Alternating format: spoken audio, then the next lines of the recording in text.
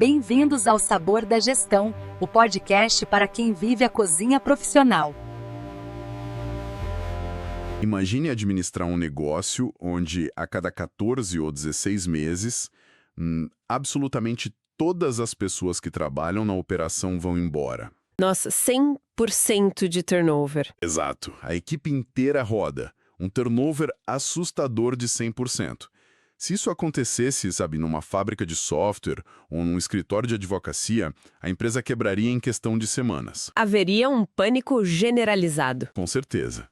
Mas, no caótico e implacável mundo dos bares e restaurantes, isso é apenas uma terça-feira normal. É a tempestade perfeita da gestão de pessoas, né? E é por isso que usar o setor gastronômico como laboratório para nossa análise de hoje é algo tão revelador. Sem dúvida. Se um framework de liderança consegue sobreviver a uma cozinha fervendo a 40 graus num sábado à noite, olha, ele sobrevive a qualquer sala de reunião corporativa. Eu concordo plenamente. E para quem nos escuta e busca atalhos para ser mais eficiente na própria carreira, hoje nós temos um material riquíssimo na mesa. Muito rico mesmo. Nossa missão neste mergulho profundo é extrair os segredos da gestão de equipes e do feedback de alto impacto. Sim, e a gente tem fonte de peso para isso. Exatamente. Para isso, cruzamos transcrições de especialistas do setor, como o Matheus Lessa, e o podcast da Abrazel com a consultora Tatiane Soldan, e também juntamos com guias corporativos de recursos humanos da GUP e dados de ferramentas de inteligência da UP-Abazel. E o que salta aos olhos logo de cara nessas fontes é que a raiz de todo esse vazamento de talentos quase sempre começa no topo. Não é só sobre quem entra, né? Exato. O problema não é apenas quem entra na empresa, mas o estado emocional e mental de quem lidera. Certo. Como desempacotar isso? Porque o Matheus Lessa traz um conceito quase romântico de que o líder, o dono do negócio, precisa ser um vendedor de sonhos. Vendedor de sonhos, aham. Ele é a pessoa que articula a visão, que engaja a equipe, mas a realidade documentada mostra o oposto. Em vez de vender sonhos, a liderança está, na verdade, comprando pesadelos diários. E como compra? O gestor centraliza tudo, vai de madrugada à Ceasa, o centro de abastecimento, para comprar tomates mais baratos, volta correndo para pagar boletos no banco, cobre o turno de quem faltou. E ainda atende a mesa que está reclamando do ponto da carne. Pois é. A saúde física e mental entra num colapso total. E o que é fascinante aqui e tragicamente documentada nos materiais é a cascata de consequências sistêmicas que esse esgotamento gera. A exaustão cega completamente a liderança. Fica no modo sobrevivência. Totalmente. Quando o gestor está operando no limite da sobrevivência, ele cai no que o podcast da Abrazel define como o maior erro do setor: a contratação por disponibilidade. Nossa, isso soa como reflexo do mais puro desespero. Em vez de recrutar de verdade, o gestor está apenas, estancando um sangramento. Literalmente. Ele não avalia perfil, não checa histórico, não tenta entender se os valores da pessoa batem com os da empresa. Nenhuma filtragem? Nenhuma. A escala de domingo está furada. A pessoa que apareceu respira e tem o domingo livre, contrata. E as fontes trazem um relato extremo para ilustrar isso. Um episódio que os envolvidos batizaram de, olha isso, Março Sangrento. Caramba, o nome por si só já entrega o desastre. Foi um colapso operacional completo. Imagina uma cozinha industrial que exigia 12 pessoas para dar vazão aos pedidos. 12 pessoas. Eles operaram com apenas 4. Meu Deus! Mas no meio do salão lotado, o caos tomou conta. Pratos atrasaram horas, clientes foram embora furiosos, e o resultado final foi uma demissão em massa. Claro, a equipe que sobrou não aguentou. Exato, a pequena equipe que ainda estava lá tentando segurar a operação simplesmente quebrou sob a pressão. E o desespero fez com que o líder saísse contratando qualquer um que passasse na rua nos dias seguintes, o que só aprofundou o buraco. A contratação por disponibilidade é como injetar água num tanque de combustível só porque faltou gasolina. E a mangueira de água estava ali mais perto da mão. Nossa, excelente analogia. O volume do tanque até enche, né? O mostrador sobe, mas o motor vai fundir na primeira acelerada forte. E o pior é que a água contamina o sistema inteiro. enferruja as válvulas e o dono do carro acaba perdendo até as peças boas que já estavam lá dentro. Contamina tudo. Sim, uma contratação mal feita contamina o time que estava performando bem. É uma analogia cirúrgica. O estrago é sistêmico mesmo. Mas sabe, as fontes não apenas apontam o dedo para o problema, elas trazem uma solução inicial incrivelmente contraintuitiva para estancar esse erro já na origem. Qual seria? A estratégia é mudar a isca do anúncio de vaga. Em vez daquele clássico e misterioso salário a combinar, Ah, o terror de todo candidato. pois é, a recomendação é estampar o pacote completo logo de cara. Salário base, estimativa real de gorjetas, benefícios e a carga horária exata. O que, historicamente, os departamentos de RH detestam fazer. Tem aquele velho medo de que abrir os números atrai a pessoa só pelo dinheiro ou assuste candidatos se o mercado pagar um pouco mais. Exato, mas a transparência age como um filtro mecânico. Se o anúncio diz claramente que o turno de sexta-feira acaba às 2 da manhã, quem tem problema com esse horário nem manda o currículo. Poupa o tempo de todo mundo. Muito. O gestor exausto para de gastar energia entrevistando candidatos que vão desistir no segundo dia de trabalho porque não sabiam como funcionava a escala. Faz todo sentido. A transparência no anúncio estanca o sangramento inicial. Claro, resolve o funil de entrada.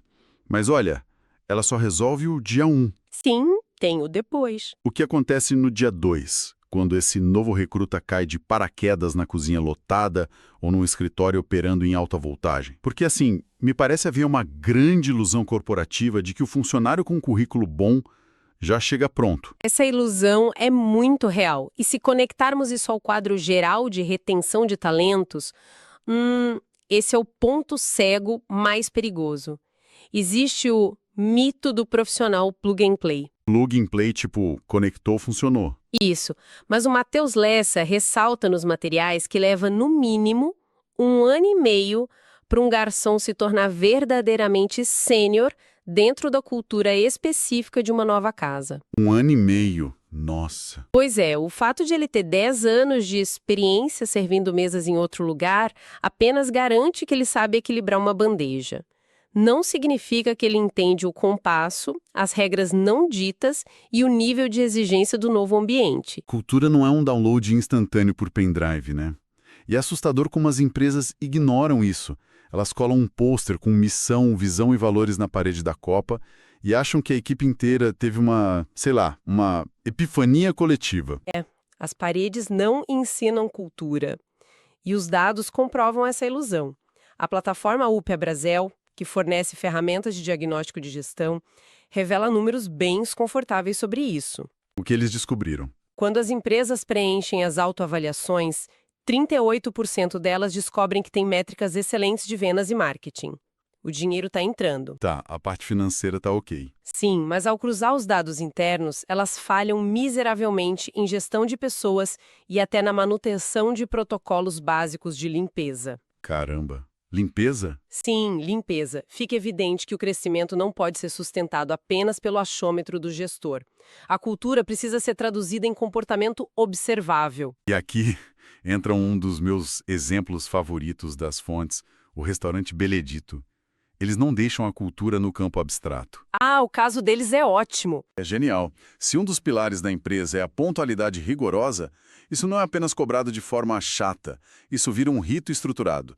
A reunião diária, o briefing pré-turno, começa religiosamente às 11h40. Nenhum minuto a mais. Exato. E quem chega exatamente no horário é recebido com palmas pela equipe. E o poder desse rito é que ele despersonaliza a cobrança. A regra fica absolutamente clara para todo mundo. Vira um acordo. Isso, um acordo. Quando alguém se atrasa e é repreendido, a cobrança não soa como uma perseguição pessoal do gerente. É apenas a manutenção de um acordo visível que o próprio grupo celebra todos os dias. Mas aqui me surge uma dúvida operacional. Se eu quero espalhar essa cultura de excelência rapidamente, a lógica corporativa dita que eu devo promover o meu melhor funcionário técnico. Sei onde você quer chegar. Digamos que eu tenho o melhor chapeiro da cidade, aquele que nunca erra o ponto de um bife e domina o serviço. A saída mais óbvia não é promover esse cara a líder da cozinha para que ele molde os outros à sua imagem. Essa é uma armadilha clássica. E as fontes são categóricas com sonoro não necessariamente. Sério? Sim. O que precisamos entender é que a habilidade de grelhar uma carne com perfeição utiliza circuitos neurológicos e comportamentais completamente diferentes da habilidade de mediar um conflito entre dois ajudantes exaustos. Ah, faz sentido. São funções bem diferentes. Muito. O melhor chapeiro pode odiar lidar com burocracia, controle de ponto e gestão emocional. Se a empresa promove esse profissional sem investigar se ele tem vocação ou sequer o desejo de liderar, o saldo é trágico. Perde o chapeiro e ganha um líder ruim. Ser frustrado. Liderança não é o próximo degrau natural da técnica. É uma mudança de carreira. Isso muda a perspectiva toda. Liderança é outra profissão. E uma vez que essa liderança assume, com a equipe estruturada e a cultura viva, entramos no verdadeiro campo minado da gestão. A correção diária. Isso, a correção diária. Como o líder aponta as falhas sem causar uma revolta interna. E aqui é que a coisa fica realmente interessante. Baseados nos guias de RH da GUP que temos aqui, precisamos realizar o velório de uma prática muito famosa. O fim do famigerado feedback sanduíche. Ah, o feedback sanduíche. Durante décadas, ele foi ensinado como a regra de ouro da diplomacia em qualquer curso de administração do planeta. Foi o padrão por muito tempo. Para quem não tenha o termo fresco na memória, é aquela tática de começar a conversa com um elogio, aí você insere a crítica dura no meio e fecha com outro elogio. É o pão macio, a carne pesada e outro pão macio para disfarçar. Isso. E sempre pareceu lógico, né? Amortecer o golpe. Por que a GUP assina um atestado de óbito desse modelo? Porque a neurociência e a psicologia organizacional finalmente mapearam o impacto real dessa técnica no nosso cérebro. O formato sanduíche falha porque eles geram o sequestro da amígdala. Sequestro da amígdala. Como assim? Então, o córtex pré-frontal, que é a parte lógica do nosso cérebro, ele precisa de clareza para processar a crítica e criar um plano de ação. Mas quando o líder começa com um elogio falso ou protocolar e o funcionário já tem o histórico de que a pancada vem logo em seguida... A pessoa já fica tensa. Exato. A amígdala entra em estado de alerta, o cortisol sobe, o funcionário entra em modo de defesa antes mesmo da crítica ser verbalizada. É a ansiedade engarrafada. O cérebro fica tão focado em se defender da ameaça oculta que fica surdo para o feedback real. E o pior, o gestor destrói a ferramenta do reconhecimento. Destrói completamente. O funcionário passa a ter medo de receber elogios genuínos porque o elogio virou apenas a sirene de alarme de uma bronca iminente. Então, o que substitui o sanduíche? Quais são os mecanismos reais? Nossas fontes destacam o Framework da Comunicação Não Violenta, ou CNV, criado pelo Marshall Rosenberg. E a razão pela qual funciona neurologicamente é muito elegante. A CNV retira o peso da identidade do funcionário e foca na geografia do evento. Na geografia do evento. Gostei disso. O método exige 4 passos bem definidos: observação, sentimento, necessidade e pedido. O material traz o caso de 2 funcionários de escritório, a Maria e o João, que ilustra perfeitamente essa mecânica. O João tem o hábito nocivo de largar potes de comida sujos na mesa, o que atrai insetos. Um clássico de escritório. Total. Na abordagem antiga, que ataca a identidade, a Maria diria tipo: João, você é muito relaxado e sujo. Fim da linha. O João se ofende, rebate a acusação e o pote continua lá. Exatamente. Porque quando a identidade é atacada, a única resposta do cérebro é lutar ou fugir. Mas aplicando a CNV, a Maria muda o eixo. Primeiro, a observação factual. Ela diz: João, eu vi que os potes com restos de comida ficaram abertos na sua mesa, sem adjetivos. Só os fatos. Depois, o sentimento. Eu me sinto desconfortável porque isso está atraindo insetos para a sala. O foco muda para o incômodo dela, não para o caráter dele. Terceiro, a necessidade. Nós precisamos de um ambiente higienizado para recebermos clientes. E, finalmente, o pedido claro e executável. Você poderia lavar ou descartar os potes na cozinha logo após o almoço. É cirúrgico. Resolve sem ofender.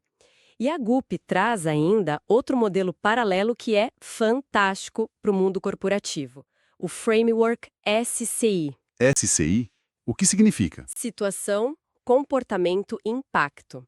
Segue o mesmo princípio de desarmar defesas, evita frases abstratas, como você está desmotivado. Que é super vago, né? Muito. O gestor substitui por algo estruturado. Na reunião de ontem com os investidores, que é a situação, você não apresentou os relatórios no prazo, que é o comportamento, o que nos impediu de fechar o contrato, que é o impacto. O erro ganha forma e consequência, sem rótulos pessoais. Muito mais tangível. E atrelado a esse modelo SCI, as fontes mencionam rapidamente o feed forward. Eu quero aprofundar isso porque me lembra muito a mecânica das retrospectivas de sprints na metodologia ágil, na área de tecnologia. É um conceito poderoso. O feedback tradicional olha pelo espelho retrovisor, disseca o erro do passado que, francamente, ninguém tem uma máquina do tempo para consertar. É verdade. Já o feed forward foca inteiramente no para-brisa. A conversa muda de por que você falhou na apresentação para algo como o que vamos construir juntos para garantir que na apresentação do mês que vem os dados estejam impecáveis. Muda o foco para o futuro. Exato. Transforma a bronca em uma sessão de planejamento estratégico do indivíduo. E ao olhar para frente, o líder se posiciona como um aliado no desenvolvimento e não como um juiz do passado. Mas isso levanta uma questão crítica de aplicação, que a gente precisa debater. A teoria da comunicação não violenta é linda na tranquilidade de uma sala de reunião acarpetada. Mas como trazer isso para a realidade implacável de um serviço com 3 pedidos saindo por minuto e os ânimos exaltados? Essa é a batalha entre a estrutura da mente e o caos da operação. O roteiro de análise da gastronomia dita uma regra de ouro inflexível. O feedback corretivo no meio do salão ou no meio do escritório aberto é profundamente destrutivo. É terrível. Imagina o líder gritando: "Você errou tudo hoje", na frente da equipe ou, pior, de clientes. Nossa, o impacto disso vai muito além do ego ferido. Destrói a confiança operacional. O funcionário humilhado publicamente perde a coordenação, treme, atende mal e passa a irradiar essa tensão pelo ambiente. Contamina tudo ao redor. Sim, o cliente percebe que a energia está pesada, que a equipe está quebrada emocionalmente, a comida pode estar impecável ou o software pode estar sem bugs, mas a experiência humana foi arruinada. A correção de comportamentos complexos exige inegavelmente o momento reservado do one-on-one, a reunião individual periódica. Mas aqui eu vejo um gargalo gigante de execução. O gestor tem centenas de tarefas na cabeça. Se ele guarda tudo para a reunião mensal, ele vai sofrer do viés de recência. O viés de recência pega muita gente. Ele só vai lembrar do erro terrível que aconteceu na quinta-feira à noite e esquecer completamente das 3 semanas maravilhosas que o funcionário entregou antes disso. O cérebro humano é falho em arquivar dados neutros, ele só guarda os picos de estresse. E as fontes trazem uma solução inusitada relatada por donos de operação: usar inteligência artificial de forma assíncrona. Inteligência artificial. Sim, especificamente o ChatGPT ou ferramentas similares como um estruturador de memória. Espera, vamos analisar o atrito disso. A ideia é que o gestor pare no meio do salão lotado ou saia de uma reunião tensa de diretoria para ficar digitando num aplicativo de IA. Isso não cria ainda mais lentidão operacional do que tentar resolver na hora? Então, essa é a beleza da mecânica assíncrona. O gestor não precisa estruturar um texto complexo na hora. A inteligência artificial serve como um receptáculo de dados brutos. Como funciona na prática? Funciona assim. O líder cria um prompt permanente, tipo uma pasta digital para cada funcionário, que já contém as regras de cultura e os valores da empresa. Ao longo da semana, no meio da correria, ele só joga a informação crua ali. Pode até ser por áudio. Ah, entendi. Ele manda quarta-feira a Maria cobriu o turno do colega. Ou então, sexta-feira o João atrasou 20 minutos e discutiu com o fornecedor. Quando chega a data da reunião de avaliação, o gestor pede para a IA analisar aquelas dezenas de pequenas notas e cruzá-las com os valores da empresa. Ah, o pulo do gato. A inteligência artificial limpa a carga emocional da última semana. Ela organiza os fatos cronologicamente, mostrando os padrões de comportamento do mês inteiro. A tecnologia tira o peso da memória RAM do gestor, digamos assim. Exatamente isso. Limpa a emoção. Em vez de uma avaliação subjetiva baseada no estresse daquele dia, o gestor entra na sala com um raio-x comportamental baseado em dados. E como uma das consultoras aponta nos materiais, isso permite que o gestor haja com luva de pelica, com tudo registrado metodicamente, seja na IA ou num caderno de papelaria bem mantido. A avaliação se torna indiscutível, justa e, paradoxalmente, muito mais empática. Porque está baseado em fatos, né? Isso. O funcionário olha para os dados e vê o próprio reflexo, não a opinião raivosa do chefe. Então, o que tudo isso significa na prática? Se a gente amarrar todas essas pontas, chegamos a uma síntese brilhante. Administrar o sucesso de uma operação, seja orquestrando dezenas de panelas no fogo ou dezenas de servidores na nuvem, não é sobre microgerenciar as tarefas em si.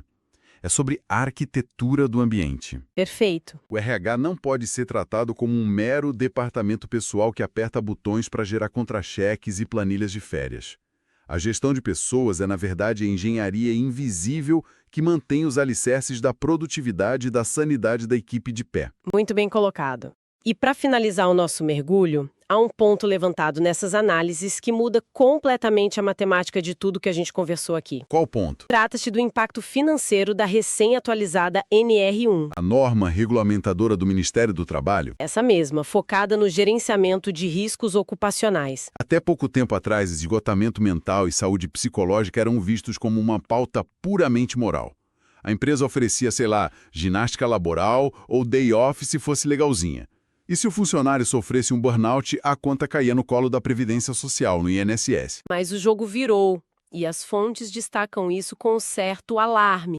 Agora, com o nexo técnico epidemiológico, o Estado cruza os dados e prova que o adoecimento mental foi causado pela cultura tóxica daquele ambiente de trabalho específico. E a conta chega. Chegue alta. Quando isso é comprovado, o custo do afastamento, as multas e o aumento na alíquota de impostos previdenciários caem diretamente no balanço contábil da empresa. Ou seja, dói no bolso. Dói muito. Não é mais apenas um problema de relações humanas. Tornou-se um rombo atuarial grave. A cultura tóxica passou a ser um risco financeiro tangível. O que nos deixa com um pensamento final muito provocativo para quem nos acompanha. E se esse cerco governamental e financeiro for exatamente a força motriz que o mercado precisava para sair do discurso e ir para a prática? É uma boa provocação. Fica a reflexão, talvez a maior e mais lucrativa inovação da próxima década não surja de fornos automatizados, novos softwares de gestão ou inteligência artificial. Talvez a verdadeira revolução nos negócios aconteça no instante exato em que os líderes perceberem que cuidar genuinamente da estrutura mental e emocional de quem trabalha para eles não é caridade. Definitivamente não é. É a métrica de sobrevivência financeira mais importante do jogo. Que a nossa audiência possa pegar esses frameworks táticos e aplicar em seus próprios campos de batalha diários, o impacto, nós garantimos, justifica o esforço. Até a próxima análise.